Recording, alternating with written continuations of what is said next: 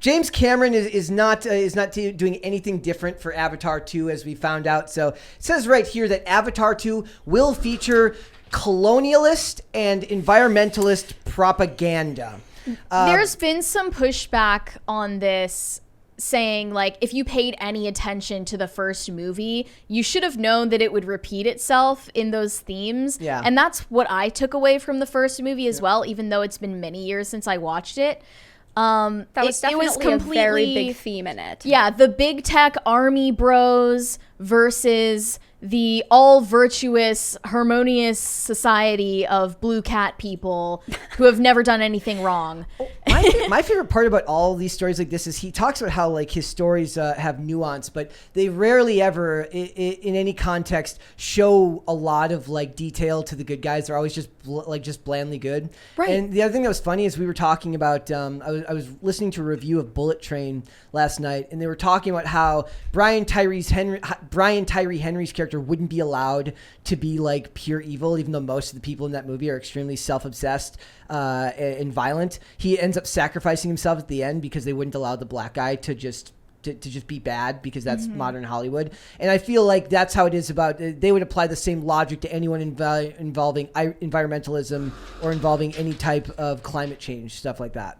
Yeah, So, it's very bereft of nuance to just call that mineral unobtainium in the first place. That should have stuck with the audience. But I think that the fact that some people are surprised about propaganda coming from the sequel, which we're going to see soon, it just shows that they were too distracted by the 3D and the special effects and the blue people and all of the vibrant colors in the first movie to notice it. It was right under their noses. Well, also, like, for something like this, for this movie to make the amount of money that they're talking about, it has to have insane word of mouth. They're predicting 200 million for the opening weekend.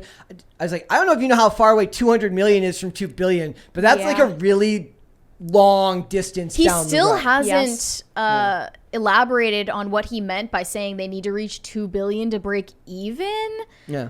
Like, does he mean the third? He never Sorry, he means clarified. the second, third, fourth, fifth, and sixth Avatar movie, which he has teased, like 5 and 6. I feel like it honestly is just for this sequel because of how much money the first one made and how much they've put into this one. That means literally everyone and their baby and their mother needs to watch this movie, or it will be a loss. And I'm pretty excited for Avatar 2. I'm hopeful for it. I heard you on your stream on Tuesday defending yourself as an Avatar fan. I like Avatar. Yeah. I thought that the first Avatar movie was pretty good. It was long, of course. That's the biggest gripe that people have with it. But I thought that it was pretty Thoughts good. on the bestiality controversies? No comment. No comment. I see common from the Avatar stands. No comment on the controversy. I thought it was interesting that they gave production notes to Bounding Into Comics, who they would have known was not going to be necessarily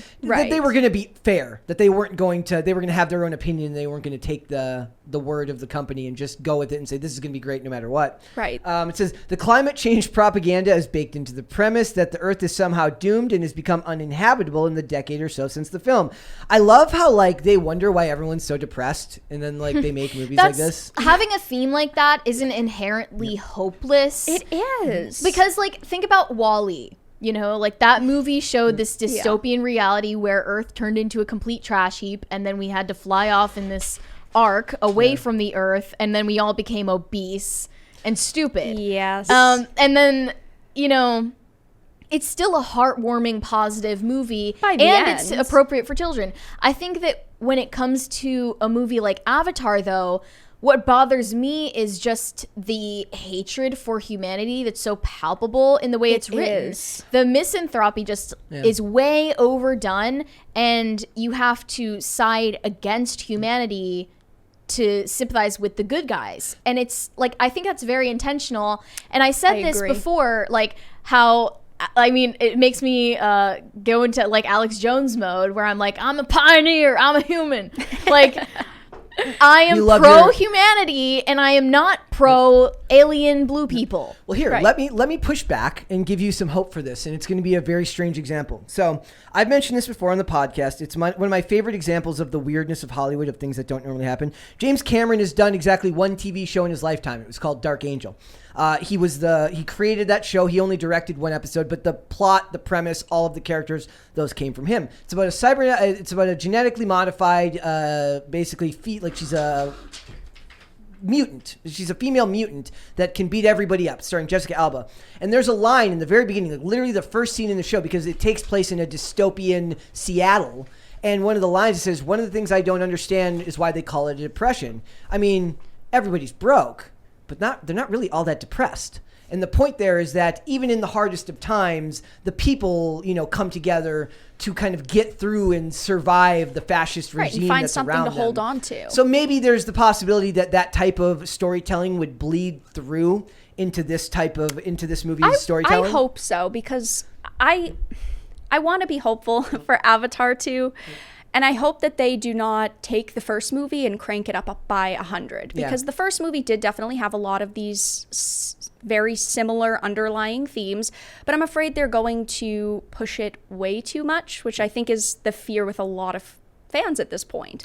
Yeah. And it was also like pushed to a different culture at the time. It was. Things have changed a lot since 2009. Like almost a mind-blowing amount. The culture is really different, and Hollywood is really different. There was still a collective of institutions at that time. There is no faith in institutions anymore. There was a general idea that the population had faith in your universities, had faith in scientists, had faith in this, had faith in that. Sure. There's none of that anymore, and everybody's disparate and disconnected. I also found his comments to be a little bit funny, because I'm not sure I buy it, but he says, "My tastes are so kind of blue collar in general. They're not esoteric. My personal taste, if I like my movie, I know other people are going to like my movie. It's very simplistic, really, ultimately." But that's not true. No, it's not. Because you like your movie doesn't mean everybody else is going to like your movie. Also, he said, I don't care if you want to watch Avatar 2. I know you're going to watch it. It contradicts when his he previous says statements. things like that, it seems to be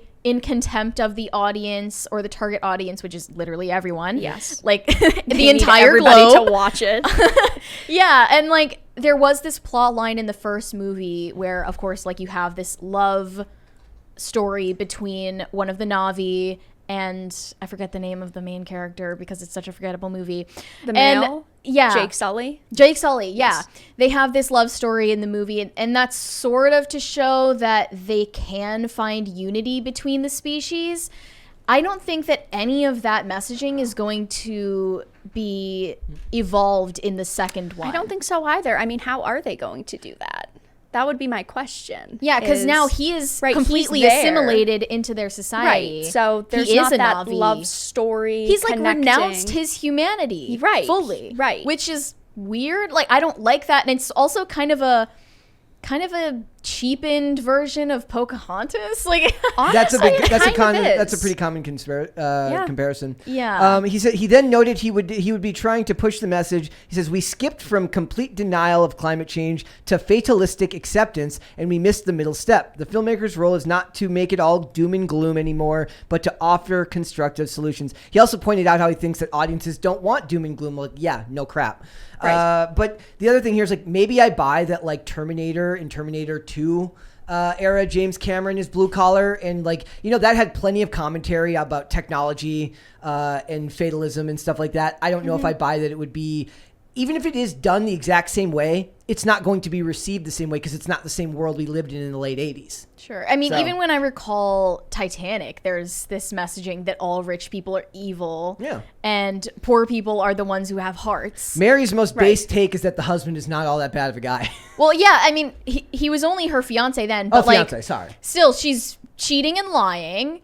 And thought that she could get away with it and never speak to Jack again, probably. Titanic, the movie about a woman cheating on her husband with a homeless guy on a cruise. Yeah, and then the homeless guy dies? What is this? Because she refuses to share the door with him because she can't feels stand that Rose. She's more important. And it's supposed to be, it was a sacrifice. Yeah. It was the ultimate love sacrifice. Well, you didn't want to leave her not holding his hand at that time. You couldn't have held her hand while also on the same door. Her fiance was not that bad of a guy. He was going to take care of her. Maybe he he was kind of a jerk, but like, don't cheat on him. Just break up. Titanic 2, what would have really happened if he lived? Somebody should start a company called like Jack Dawson Doors, and they're just extra wide doors that you can sell. They should do that, like, and they float and everything. That'd be great. That would be lovely. So for me, I don't, like I said, I'm dreading this. Any movie over 2.5 hours is automatically in the negative. It's only the to start length for that me. gets me. Yeah. So like 3 hours and 10 minutes, like, I find that ultimately extremely presumptuous that you think that I want to sit through 3 hours and 10 minutes of anything anybody makes. 3 hours and 10 minutes of humans are awful and terrible. Watch our movie. Make sure to buy extra popcorn. Yeah, he's really just doing it for the studio or for the theater so they can make extra money. Buy more concessions. Yes. So you little worm. Yes.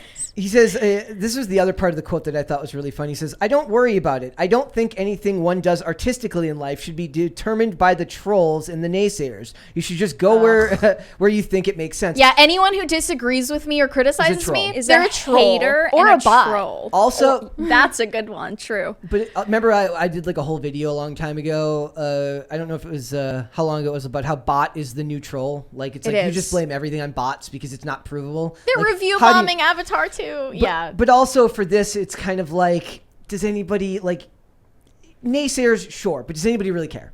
So far, they've only gotten positive reviews from critics, which I see as a bit of a red flag. I'm still going to give it a fair chance. But a lot of people see press like this and they're like, okay, I'm done, not going.